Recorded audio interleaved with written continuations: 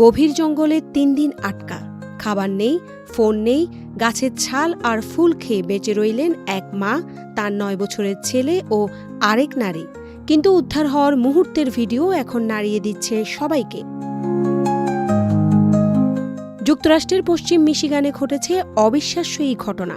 মাস্কিগন নদীতে টিউবিং করতে গিয়ে নিখোঁজ হয়ে যান ২৮ বছর বয়সী সারা ভিদা, তার ৯ বছরের ছেলে কেডেন কোভালসিক এবং ২৮ বছর বয়সী খালাতো বোন জ্যাসমিন হক। জীবন অবাক না করলে কে করবে? ২৮% মিল্ক ফ্যাটের অবাক করার সাথে ফ্রেশ মিল্ক পাউডার। জীবন অবাক করুক প্রতিদিন। নদীতে ভেসে যাওয়ার সময় গাছের গুঁড়িতে ধাক্কা লেগে তাদের টিউব নষ্ট হয়ে যায়। এরপর দুর্গম জঙ্গল এলাকায় আটকা পড়ে তারা।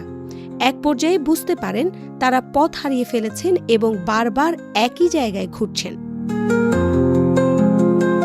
পরিবারের সঙ্গে যোগাযোগ না হওয়ায় ৫ আগস্ট পুলিশকে খবর দেয়া হয়।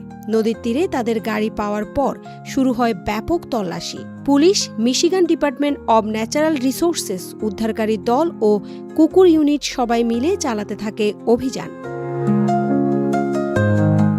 অবশেষে প্রায় ৭২ ঘণ্টা পর উদ্ধারকারীরা নদীর পাশে একটি টিউব, পায়ের ছাপ, ভাঙা ডালপালা ও নুয়ে যাওয়া ঘাসের সূত্র ধরে জঙ্গলের গভীরে পৌঁছে যান।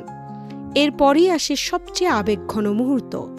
উদ্ধারকারীরা চিৎকার করে তাদের অবস্থান জানতে চাইলে দূর থেকে ৯ বছরের কেডেনের আওয়াজ শোনা যায়। কিছুক্ষণ পর উদ্ধারকারীরা দেখতে পান গভীর জঙ্গলের মধ্যে ৩ জনই জীবিত। তবে তাদের অবস্থা ছিল অত্যন্ত শোচনীয়। শরীর জুড়ে কাটাছেঁড়া, পোকামাকড়ের কামড়, কাদা আর প্রচণ্ড দুর্বলতা। তাদের কাছে ছিল অল্প কিছু পানি।